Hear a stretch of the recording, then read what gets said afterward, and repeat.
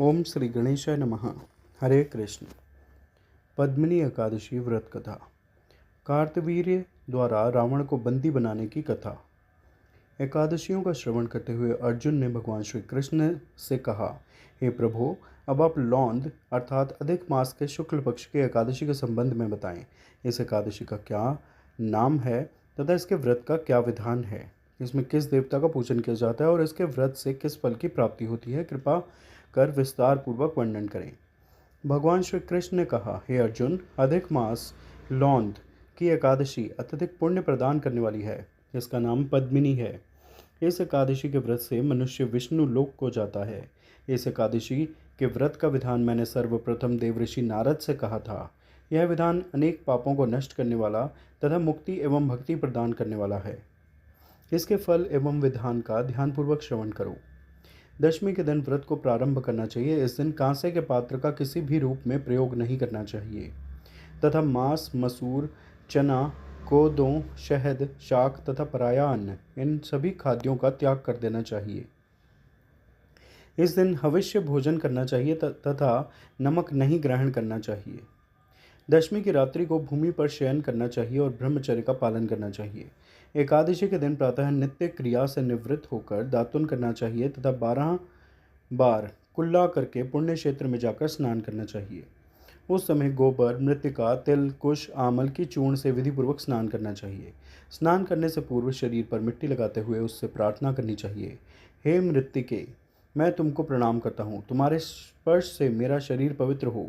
सभी औषधियों से उत्पन्न हुई तथा पृथ्वी को पवित्र करने वाली तुम मुझे शुद्ध करो। ब्रह्मा के थूक से उत्पन्न होने वाली तुम मेरे शरीर को स्पर्श कर मुझे पवित्र करो। हे शंख चक्र गदाधारी देवों के देव पुंडरीकाक्ष, आप मुझे स्नान के लिए आज्ञा दीजिए। तदुपरांत वरुण मंत्र को जपकर पवित्र तीर्थों के अभाव में उनका स्मरण करते हुए किसी तालाब में स्नान करना चाहिए। स्नान करने के उपरांत स्वच्छ एवं सुंदर वस्त्र धारण करके तथा संध्या तर्पण करके मंदिर में जाकर प्रभु का पूजन करना चाहिए। देवी राधा सहित कृष्ण भगवान की तथा देवी पार्वती सहित महादेव जी की स्वर्ण निर्मित मूर्ति का पूजन करें। धान्य के ऊपर मिट्टी या तांबे का कुंभ स्थापित करना चाहिए। इस कुंभ को वस्त्र तथा गंध आदि से अलंकृत करके उसके मुख पर तांबे, रजत अथवा स्वर्ण का पात्र स्थापित करना चाहिए। इस पात्र पर भगवान श्री हरि की मूर्ति स्थापित करके धूप, दीप, नैवेद्य, पुष्प, केसर आदि से उनका पूजन करना चाहिए। तत्पश्चात भगवान के सन्मुख नृत्य व गायन आदि करना चाहिए। उस दिन पतित तथा रजस्वला स्त्री को स्पर्श नहीं करना चाहिए। भक्तजनों के साथ प्रभु के सामने पौराणिक कथा श्रवण करनी चाहिए। अधिक लौंद मास के शुक्ल पक्ष की पद्मिनी एकादशी का व्रत निर्जल रहकर करना चाहिए। यदि मनुष्य में निराहार रहने की शक्ति ना हो तो उसे जलपान या अल्पाहार से व्रत करना चाहिए। रात्रि में जागरण करके नृत्य तथा गायन करके प्रभु का स्मरण करते रहना चाहिए। प्रति पहर मनुष्य को भगवान श्री हरि अथवा शंकर जी का पूजन करना चाहिए। प्रथम पहर में भगवान को नारियल, द्वितीय पहर में बिल्व फल, तृतीय पहर में सीताफल तथा चतुर्थ पहर में सुपारी एवं नारंगी अर्पण करनी चाहिए।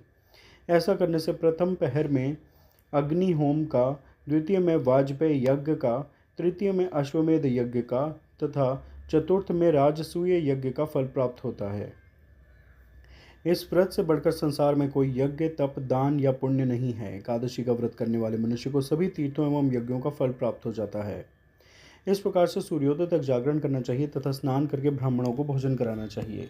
सभी पदार्थ भगवान की मूर्ति सहित ब्राह्मणों को देने चाहिए। इस प्रकार जो मनुष्य विधान पूर्वक प्रभु का पूजन तथा व्रत करते हैं उनका जन्म सफल हो जाता है तथा वे इहलोक में अनेक सुखों को भोग कर अंत में विष्णु लोक को जाते हैं। हे अर्जुन, मैंने तुम्हें एकादशी व्रत का पूर्ण विधान बता दिया। अब जो पद्मिनी एकादशी का भक्तिपूर्वक व्रत कर चुके हैं उनकी कथा को कहता हूँ, ध्यानपूर्वक श्रवण करो। यह सुंदर कथा महर्षि पुलत्स्य ने नारद जी से कही थी। एक समय कार्तवीर्य ने रावण को अपनी बंदी गृह में बंदी बना लिया। उसे महर्षि पुलत्स्य ने कार्तवीर्य से विनय करके छुड़ाया। इस घटना को सुनकर नारद जी ने महर्षि पुलत्स्य से पूछा, हे महर्षि, इस मायावी रावण को, जिसने सभी देवताओं सहित देवराजेंद्र को जीत लिया था, कार्तवीर्य ने उसे किस प्रकार जीता? कृपा कर मुझे विस्तार पूर्वक बताएं। महर्षि पुलत्स्य ने कहा, हे नारद, आप पहले कार्तवीर्य की उत्पत्ति की कथा श्रवण करो। त्रेता युग में महिष्मति नामक नगरी में कार्तवीर्य नाम का एक राजा राज्य करता था। उस राजा की 100 स्त्रियां थीं। उनमें से किसी के भी राज्य का भार संभालने वाला योग्य पुत्र नहीं था। तब राजा ने सम्मानपूर्वक ब्राह्मणों को आमंत्रित किया तथा पुत्र प्राप्ति हेतु यज्ञ करवाए, किंतु सब व्यर्थ रहे। जिस प्रकार दुखी मनुष्य को भोग नीरस प्रतीत होते हैं, उसी प्रकार राजा को भी अपना राज्य पुत्र के बिना दुखमय प्रतीत होता था। अंत में वह तप के द्वारा ही सिद्धियों को प्राप्त जानकर तपस्या करने के लिए वन को चला गया। उसकी स्त्री, जो राजा हरिश्चंद्र की पुत्री प्रमदा थी, वस्त्रालंकारों को त्याग कर अपने पति के साथ गंधमादन पर्वत पर चली गई। उस स्थान पर इन लोगों ने 10,000 वर्ष तक तप किया, किंतु सिद्धि प्राप्त न हो सकी। राजा की देह अस्थियों का ढांचा मात्र ही रह गई। यह देख प्रमदा ने श्रद्धापूर्वक महासती अनसुया से प्रश्न किया, मेरे स्वामी को तप करते हुए 10,000 वर्ष व्यतीत हो गए, किंतु अभी तक प्रभु प्रसन्न नहीं हुए हैं जिससे मुझे पुत्र प्राप्त हो। इसका क्या कारण है? प्रमदा का प्रश्न सुनकर देवी अनुसुईया ने कहा, अधिक लौंद मास जो कि 36 माह के उपरांत आता है, उसमें 2 एकादशी होती हैं। इसमें शुक्ल पक्ष की एकादशी का नाम पद्मिनी तथा कृष्ण पक्ष की एकादशी का नाम परम है। इनके जागरण एवं व्रत करने से ईश्वर तुम्हें अवश्य ही पुत्र प्रदान करेंगे। तत्पश्चात देवी अनुसुईया ने व्रत का विधान बताया। रानी प्रमदा ने देवी अनुसुईया द्वारा वर्णित विधि के अनुसार एकादशी का व्रत एवं रात्रि में जागरण किया। इससे भगवान विष्णु उस पर बहुत प्रसन्न हुए तथा वरदान मांगने को कहा। रानी प्रमदा ने कहा, प्रभु आप यह वरदान मेरे पति को दीजिए। रानी प्रमदा का वचन सुन भगवान विष्णु ने कहा, हे रानी प्रमदा, मलमास मुझे अत्यंत प्रिय है, उसमें भी एकादशी तिथि मुझे सर्वाधिक प्रिय है। इस एकादशी का व्रत तथा रात्रि जागरण तुमने विधान पूर्वक किया, इसलिए मैं तुम पर अति प्रसन्न हूँ। इतना कहकर भगवान विष्णु ने राजा से कहा, हे राजन, तुम अपना इच्छित वर मांगो, क्योंकि तुम्हारी स्त्री ने मुझे प्रसन्न किया है। भगवान की अमृतवाणी सुन राजा ने कहा, हे प्रभु, आप मुझे सर्वोत्तम, सभी के द्वारा पूजित तथा अपने अतिरिक्त देव, असुर, मनुष्य आदि से अजय पुत्र प्रदान करें।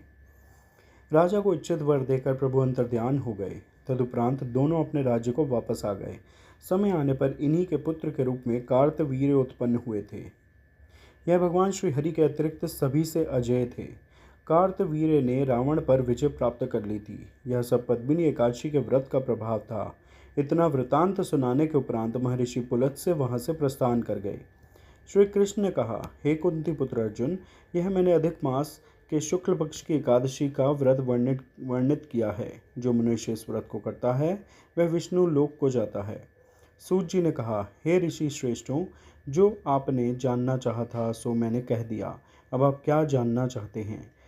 जो मनुष्य इस व्रत कथा को सुनेंगे वे स्वर्ग लोक के अधिकारी हो जाएंगे।